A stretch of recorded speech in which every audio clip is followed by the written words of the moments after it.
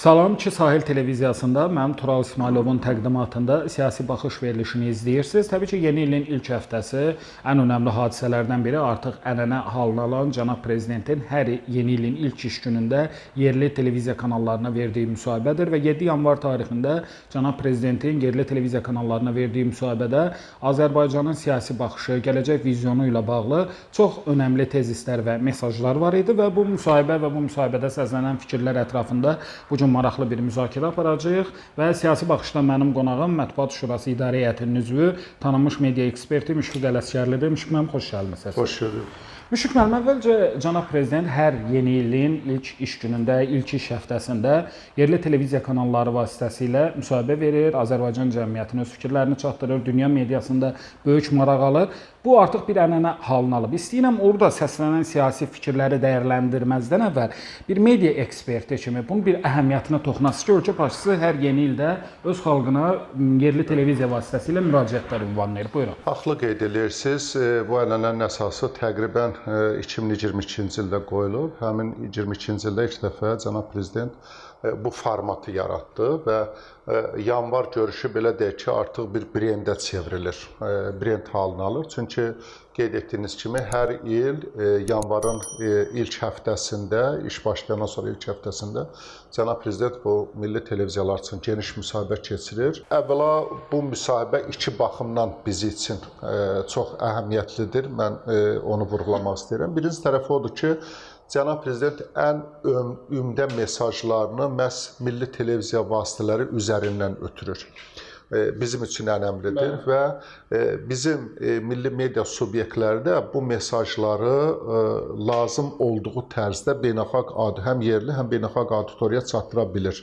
Tural bəy, diqqət verdinizsə, çox sürətlə cənab prezidentin müsahibəsindən sonra o müsahibə təbii ki, özünüz də diqqətinizi çəkdi, çox informativdir, mesajlarla zəngindir və oradakı mesajların hər biri ayrıca bir mövzu kimi işlənərək bizim media qurumları tərəfindən və müxtəlif dillərə çevrilərək deməli ictimailəşdirildi və dərhal da beynəlxalq medianın diqqətini çəkdi və diqqət yetirdinizsə, kifayət qədər beynəlxalq media subyektləri bu məsələlərə belə deyək ki, reaksiya verdilər, onun ətrafında müzakirə açdılar. Yəni, sevindirici hal odur ki, birincisi, dövlət başçısı çox geniş müddət üçün, təqribən 3 saata yaxın bir müddətdə bu bizim yerli jurnalistlərlə söhbət etdi, ən mühüm mesajlar çatdırdı və jurnalistlərimiz də peşəkar davranaraq o mesajları olduğu kimi lazımi səviyyədə auditoriya çatdıra bilirlər.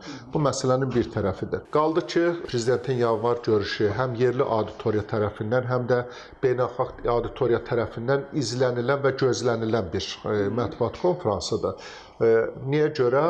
Diqqət yetirsəniz, bu konfransda prezident nəinki Azərbaycanın daxili və xarici siyasəti ilə bağlı, həm də regional və beynəlxalq siyasətlə bağlı kifayət qədər, belə deyək ki, informasiyalar açıqladı, onlara şərhini bildirdi və mesajlarını çatdırdı.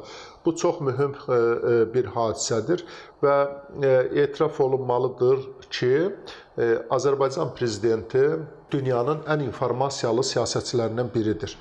Yəni, dövlət başçıları var, siyasətçilər var ki, özünün ölkəsində olan prosesləri yaxşı bilir. Elələri var ki, biraz qabağa gedir, öz regionunda baş verən hadisələri bilir. Amma cənab prezidentin, Azərbaycan prezidentinin üstünlüyü odur ki, o Azərbaycan içi məsələlərlə yanaşı ümumi regionda, bölgədə baş verən prosesləri, eyni zamanda qlobal səviyyədə baş verən prosesləri kifayət qədər dərindən bilir, informasiyalıdır və yeni informasiyalar çatdıra bilir. Təbii ki, mediada nə lazımdır? Yəni, yeni informasiyalar olsun, onun ətrafında müzakirə açmaq olsun. Və sonuncu bir burada diqqət çəkən və xüsusi önəm kəsb edən bir məsələni də deyək. Tural bəy, ola bilsin ki, hansısa siyasətçi məsələ barədə məlumatlı olar, amma o mövzu ətrafında müzakirə açmaq üçün ya gücü, ya iradəsi çatmaz. Diqqət yetirdinizsə, cənab prezident dünyada ən ziddiyyətli olan mövzulara toxundu. Məsələn, qısa bir şey deyə bilərik ki, sir deyil, hal-hazırda dünyada iki qütbləşmə gedir. Şimal qütbləşməsi var, qlobal cənub var, qlobal şimal var və bu qütbləşmə bütün dövlətlərə təsir göstərir. Kimlərsə hansısa qütbün cazibəsinə qatılırlar. İndi Azərbaycanın xətti nədir? Bu qütblərdə qoşulmamaqla bərabər tərəfli əməkdaşlıq qurmaq və bizim olduğumuz regionu bu qütblər arasında bir körpüyə çevirmək, dialoq körpüsünə çevirmək, mədəniyyət körpüsünə keçirmək və ziddiyyətləri burada saxlamaq, yəni buradan kənarda saxlamaq məsələsi. Və çox əlamətdar haldır ki, Azərbaycan prezidenti və Azərbaycan dövləti bu qütblərin hər biri ilə, belə deyək ki, müəyyən məsafədə dayanmağı, eyni zamanda sıx əməkdaşlıq etməyi bacarır. Baxın, qlobal cənubda ən böyük dövlətlərdən biri Çindir və Azərbaycanın Çinlə 2024-cü ildə strateji əməkdaşlıq, məsələn, müqaviləsi var. Digər qütbdə ən başda duran Amerikadır. Amerika ilə də 2025-ci ilin avqustunda necə görüşüldü, necə danışıldı, bunu bütün auditoriya gördü. Yəni prezident nəinki bu məsələlər ətrafında danışmağı, belə deyək ki, siyasi iradəsi var, bilgisi var, informasiyası var. Eyni zamanda bunlarla məsafəni gözləmək, ziddiyyətləri bizim regiondan uzaqlaşdırmaq və belə deyək ki, müəyyən onun ətrafında müzakirə apmaq iradəsi vardır və bütün dünya mediası da bunu gözləyir. Amma mən onu nümunə olaraq dedim, kifayət qədər ziddiyyətli günümüzün məsələlərindən biri Fələstin məsələsidir. Yenə orada cənab prezident açıq mövqe qoydu ortalığa, türk dünyası ilə bağlı fikirlər, bizim Zəngəzur dəhlizi ilə, Orta dəhlizi ilə bağlı müzakirələr və s. Yəni hər birinə çox aydın şəkildə belə deyək ki, həm o sahədə yeni informasiyaları verdi, həm də münasibət bildirdi. Təbii ki, bu da dünyada gözlənilən və maraqla izlənilən hadisələrdir. Siz toxundunuz, orada xarici siyasətlə bağlı bir neçə önəmli məqamlar var idi. Əvvəla 9-7-ci düzəlişlə bağlı, həm də Biden-Blinken tandemi dövründə Amerika-Azərbaycan münasibətlərinin pozulmasını vurğuladı cənab prezident. Zəngəzur dəhlizi ilə bağlı, hansı ki, o bugün trip marşrutu adı ilə təqdim edilsə də bu mahiyyət dəyişmir. Zəngəzur dəhlizi faktiki olaraq mövcuddur, artıq işlərə başlanılıb. Eyni zamanda Ermənistandakı revanşist qüvvələrə də müəyyən mesajları var idi. Bu baxımdan müsahibədə Azərbaycanın xarici siyasət vizyonu ilə bağlı diqqət çəkən hansı məqamlar var idi? Təbii, burada cənab prezident deməli dünyanın aparıcı güc mərkəzləri ilə bağlı fikirlərini çatdırdı və nəinki fikirlərini çatdırdı, həm də bu problemlərdən çıxış üçün belə deyək ki, müəyyən istiqamət verici açıqlamalar verdi. Əlbəttə, özü də bir diqqət yetirdi, səmimi şəkildə bir zarafatyana etdi ki, mən dedi ki, çox şeylər də, hər şeydə açmaq mümkün deyil, çünki qarşı tərəfdə də müəyyən belə deyək, bəzən narahatçılıq doğurur. Xüsusilə Ermənistanla bağlı olan məsələlərdə bunu dedi ki, özü də bir həqiqətdir, bilirsiniz. Yəni cənab prezidentin hər çıxışı, istər yanvarda olan çıxışı olsun, istər digər çıxışları Ermənistanda kifayət qədər müzakirələrə səbəb olur və Ermənistanda da siyasi qüvvələr bir-birinə qarşı mübarizə üçün bu açıqlamalardan bəzən istifadə edirlər. Ona görə də belə deyək ki, müəyyən məsələləri belə deyək ki, çox ehtiyatlı ifadələrlə, diplomatik dillə çatdırmaq oldu. Bu açıqlamalardan bizim jurnalist olaraq götürdüyümüz odur ki, Azərbaycan dünyada bütün ziddiyyətli mərkəzlərdən, onların ziddiyyətli hissələrindən kənar durmağı, onları barış nöqtəsinə gətirən layihələri təklif edib icrasına nail olmağa qadirdir. Baxın, biz indi Zəngəzur dəhlizindən danışırıq, siz də yaxşı vurularsınız ki, bunun adını nə qoysansa qoy, mahiyyət dəyişmir. Tutaq ki, Çin bunu daha çox bir kəmər, bir yol kimi baxır, beynəlxalq aləm Orta dəhliz kimi baxır, biz Zəngəzur dəhlizi kimi baxırıq və s. və ilaxır. Yəni, nə deyirsənsə de, mahiyyət dəyişmir. Amma bütün dünyada, belə deyək ki, zidd duran tərəfləri barış nöqtəsində bir xəttə gətirən bir xəttdir. Və o xəttə açar nöqtə kimdir, keçid nöqtə kimdir? Təbii ki, Azərbaycandır və bu məsələləri qoyur. Yəni, bizdə rahatlıq gətirən odur ki, bütün dünya o loru dildə ifadə etsək, qaynar qazan kimi qaynasa da, hadisələr, siyasi proseslər ən aktiv fazaya keçib ziddiyyətlərə çevrilsə də, Azərbaycan bu ziddiyyətlərdən yayınıb, orta barış yaradan nöqtələri tapmaq, öz xarici siyasəti ilə ona nail olmaq iqtidarındadır. Bunun Azərbaycanın təklif etdiyi layihələr nəinki Azərbaycanı, nəinki Cənubi Qafqazı, nəinki Mərkəzi Asiyanı, bütün dünyanı belə deyək ki, rifaha, sülhə, barışa gətirən layihələrdir. Və prezidentin dediklərindən də aydın oldu ki, kifayət qədər burada belə deyək ki, uğurlu bizim nəticələrimiz vardır. Amma bütün bu hadisələrin kökündə yenə də dayanan məsələ odur ki, bunu cənab prezident dəfələrlə vurğuladı. Nə qədər ki, Azərbaycanda xalq hakimiyyət vəhdəti vardır, nə qədər ki, birlik vardır, təbii ki, bu cür rifaha yönələn layihələrdə icra etmək mümkün olacaqdır. Və Müşfiq müəllim, cənab prezident 2025-ci ilin uğurlarından danışarkən Azərbaycanın D8 təşkilatının üzvlüyünü vurğuladı, Türk Dövlətləri Təşkilatının inkişafını qeyd elədi, Azərbaycanın Mərkəzi Asiya platforması ilə əlaqələrindən bəhs elədi. 2025-ci ili xarakterizə eləsəz, ən yadda qalan məqamlar nələr oldu sizcə? Çox sağ olun, çox yaxşı bir məsələdir Tural bəy. Əslində mən icazə versəz buna bir təməlli şəkildə toxunmaq istəyirəm. Baxın, D8 təşkilatı yeni yaranmış təşkilat deyil. Təqribən 50 ilə yaxın, 50 il civarında bunun bir tarixi olan bir təşkilatdır. Yaxud götürək qoşulmama hərəkatını uzun müddət fəaliyyəti olmuş və mövcudluğu olmuş təşkilatdır. Yaxud da ki, Türk Dövlətlər Təşkilatı haqqında danışanda baxırıq ki, bu təşkilat neçə illərdir ki, əvvəl ideya formasında olub, sonra mexanizmlərin yaradılması üçün müəyyən addımlara başlanır və s.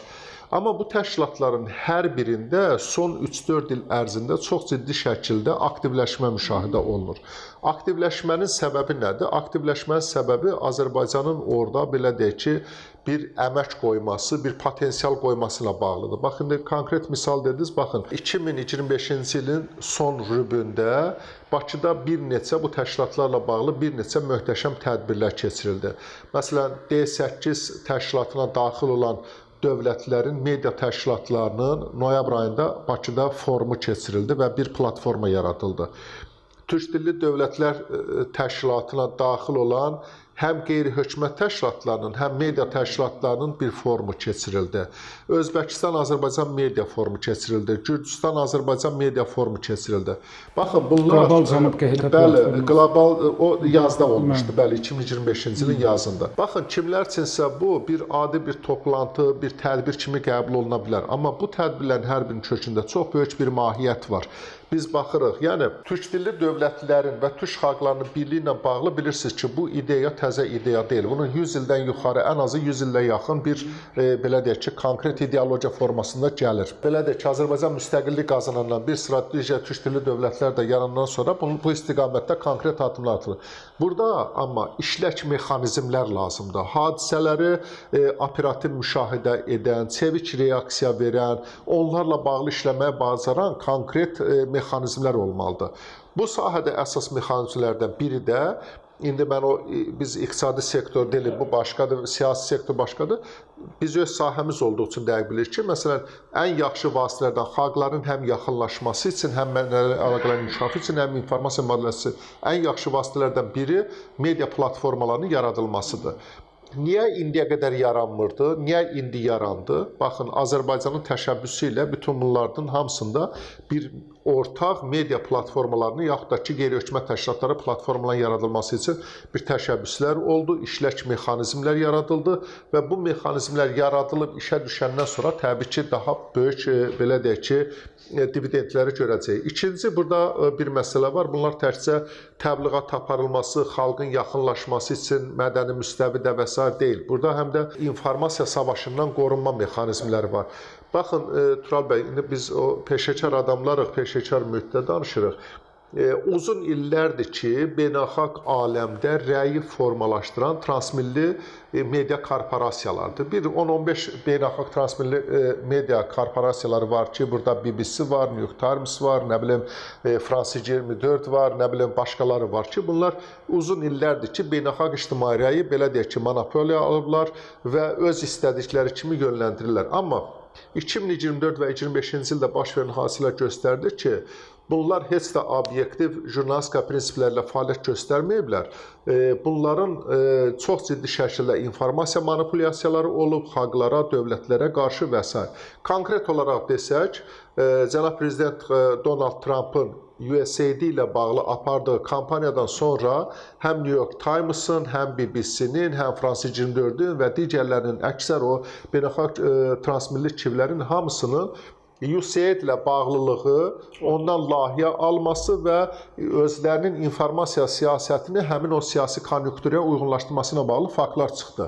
Və bunlar təkcə sözçülük deyil. Baxın, məsələn, Prezident Donald Trumpın BBC ilə çox ciddi şəkildə münaqişəsi oldu. Hətta Amerika prezidentinin fikrini kontekstdən çıxaracaq qədər bunlar irəli gediblər. Və bunu, baxın, Prezident Trump sübut etdi. Düzdür, o indi məhkəməyə gedirlər, məhkəmə hökm olacaq öz yerində. Amma BBC həmin səhvə yol verdiyini etiraf etdi. O, sahədə işləyən bir neçə əməkdaşını işdən çıxartdı. Amma gəlin, biz indi işi bilən adamlarıq. Həqiqətənmi Amerika prezidentinin fikrini kontekstdən çıxartma, ona qarşı təbliğ atan BB-nin hansısa bir şöbəsində çalışan bir əməkdaşın işi mi olub? Təbii ki, bilirik ki, bu mümkün olan şey deyil. Bu, şirkətin özünün bir fəaliyyəti olubdur, bir siyasəti olubdur ki, bu cür maxinasiyalara girişmək. İndi nəyə gətirəm söhbəti? İndi həmin o komponentlər dağılır. Dünyada doğru və yaxud da ki, yalan məlumat verən, rəy formalaşdıran ictimai institutların özlərinin problemləri çıxıb. İndi uzun illər hansı ki, onların o informasiya savaşına hədəf olan dövlətlərdən biri də biz olmuşuq. Baxın, həmin o transmilli kivlər, məsələn, Qarabağ məsələsi barədə nə yazırdılar, Azərbaycanın o Şuşa, Xankəndi yolunda olan, Laçın yolunda olan aksiyaları barədə nələr yazırdılar, ermənilərin separatçı qruplarına necə tribuna verirdilər. Amma indi Azərbaycan bu cür məsələlərdən xilas olması nə edir? Türk dilli dövlətlərin özünün media platformasını yaradır. Və baxın, ilin axırında bizim media agentliyinin əməkdaşı İstanbulda bütün türk dilli dövlətlərlə birlikdə dezinformasiya qarşı mübarizə ilə bağlı vahid cəbhə formalaşdırması müzakirələr apardılar. Digər tərəfdən İslam Əməkdaşlıq Təşkilatında Azərbaycan bu təşəbbüsü irəli sürür. Digər tərəfdən D8 platforması tərkibində bunu irəli sürür. Deməli, burada medianın bu cür vahid platformalarda birləşdirilməsi təkcə xalqlar arasında mədəni əlaqələr yaxınlaşdırmasını deyil, həm də xaricdən yönələn informasiya savaşına duruş gətirmək üçün vacib olan elementlərdən biridir. Bütün bunlar onu göstərir ki, Azərbaycan artıq əvvəlki kimi mövqedə deyil, Azərbaycan artıq həqiqətən də orta güc kateqoriyasına daxil olan bir dövlətə çevrilir və bu gücünü artıq konkret mexanizmlər, platformalar vasitəsilə nümayiş etdirir. Təşəkkür edirəm Müşfiq müəllim, çox sağ olun. Mən təşəkkür edirəm. Xatırladım ki, Siyasi Baxışda mənim qonağım Mətbuat Şurası İdarə Heyətinin üzvü, tanınmış media eksperti Müşfiq Ələsgərli idi. Biz cənab prezidentin yerli televiziya kanallarına verdiyi müsahibə və onun əhəmiyyəti ətrafında danışdıq. Sabah isə 2026-cı ilin ilk günlərində İranda baş verən hadisələr və Amerika Birləşmiş Ştatlarının Venezuelada keçirdiyi əməliyyat ətrafında mənim tək şərhimi izləyəcəksiniz. Sağ olun, salamat qalın.